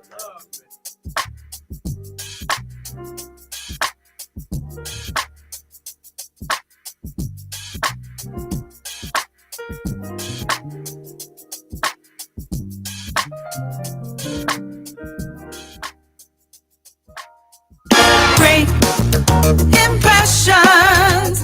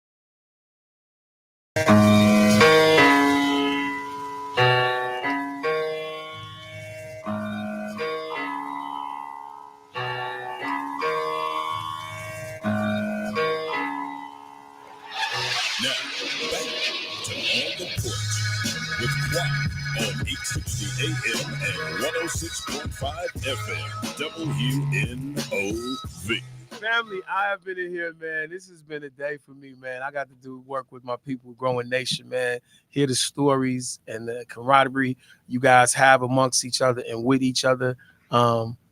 Praise be that we all still here, because we have lost a number of people over this time. But praise be that we all here. So I remember last year, when last year when it was like you're doing the 20-year reunion, I was like, good, because we hadn't seen a lot of people that came out, hadn't been out, and with COVID and everything that's been happening, a lot of people hadn't been out. And when you was there, it was like, I hadn't seen you in a minute. When you think of Growing Nation and everything you guys and anyone can chime in, what you've accomplished, and we looking at it now, what would be the legacy? If you had it, and I know you're still writing it, but if I said, what is the legacy of Growing Nation? I'll let everybody, if you can, all of you, but if only one or two of you, what is the legacy you think of Growing Nation? Man, not that we were the founders, but I think the legacy would be like Growing Nation did it soulfully right. Love, Kwame, if you could. Yeah, we talked a lot about that time and that era, and I think I'm just gonna say I think the Nation was the foundation of that era. Yeah. Like we set the standard for, like Gerard said, like bands that came after us. Like you said, when you listen to even today, them putting bands together and like it's the measurement. Sounds like we set the standard, and I think that's our legacy. That we set the standard. Yeah. I think for the brief moment that it was, we made Milwaukee and Milwaukee residents, Black Milwaukee residents particularly, proud of their city. I think for a while, because we used to always get asked, where are y'all from? We would get asked that here. I've heard that too. Tell people, I've heard that. Yeah, everybody thought we were from New York. So when we would tell people, well, we're from here, I think for a brief moment, it gave people a different view of their city. Because, you ask people before that, what's there to do in Milwaukee? There ain't nothing to do here. Milwaukee is foul. It's boring. And that was just a brief kind of shining period and era in the city where we were our own Mecca. Can we please listen? Whoa. Keep going, but she said we were our own Mecca. I'm sorry, because I had to stop and pause that. Because I don't think we see that sometimes. What we already have. Go ahead. I'm sorry. Go ahead. No, that's I would say the proof in that, just to keep going from where she started. The proof of that is when you look at the individual members of the band themselves, and all the accomplishments they made, they stopped here first, and so you got the Sean Hintons who became Mary J. Blige's music director, and other things, and then you Westy McVicker playing for some of everybody, Sheila E. sharpening it with you guys, right? Yeah, he was young. Yeah, he was young when he came. Who came through that school of right. Andre Shaheen, who goes on to do some other thing. Remember, I seen him in the R. Kelly video with his shoes off. With his shoes off. He the white dude in the video with his shoes off. But he's doing other things too. When I eventually would meet Chris Crane, and then I will hook up with. Told me about I will hook up with V from this cat from New York. He used to run with Jay-Z and all that kind of stuff. He had just got out of jail and started his own music company or whatever. And so I'm opening up for Jim Jones and getting interviews in magazines and stuff, and getting courted by Atlantic Records. And I had to say, this is saying it got to be Growing Nation. I didn't feel right by myself. And so that's what it was. And Brian. Oh my God! I'll let him talk that. Jesus. everybody. And that I just with what we were talking about with guys like Wesley and Dylan and even like Alex, who started coming in and subbing sure and did. Athen and all them. Yeah. That was the point of like hip hop and R&B, where like a lot of the hardcore hip hop stuff was like it'd be like one beat the whole song. Like Adi and I would go back and forth. Like I'd be like, it needs a bridge. You know what I mean? He'd be Create. like, yeah, and it started turning, that whole era of the genre was starting to become more songwriter. You know what I mean? Where now that's everywhere, but at the time it was like there was a hip hop song and there was an R&B song. Yeah, you know, and we were all, and a lot of the musicians, like the Shans and Abbas and everybody, they were starting to write songs. So all of that was happening internally, but it was also happening everywhere. But in Milwaukee, it was happening with us and a few other, handful of groups. So it was like, Big Sound. Yeah. Shout out to Lachey. Yes, she was one that actually, Rika Love and Yeah. Lachey was actually the one that put us on the map, and we was able to get. It was 166 spins a day, and they told us they have never saw numbers like that from unsigned artists. See, so when they found out I produced it, it was like, wow, you produced a record. So it was all over the country. It went in, and I'm still sending a check from that song. So thank you, sir. Get that loan. Yeah. Get that thank loan. you. Get that loan, B. Thank you. Man, I'm still getting. Oh yeah, man. Major shout out to Chad, man. Look, Brew City Soul Group just said you were the founders of the Milwaukee Soul. Shout out to Brew City Soul. They gave y'all some love. So Kings, listen, man, it's been a pleasure, man. I gotta shout out. I gotta shout out Anitra Stampley. Hey. The other bird. Hey, and Callie Holmes. Listen, man, we got to do it quick because we got to get. Shout out to my baby, Chris Waters. I love you. Oh man, Kings and Queens, listen.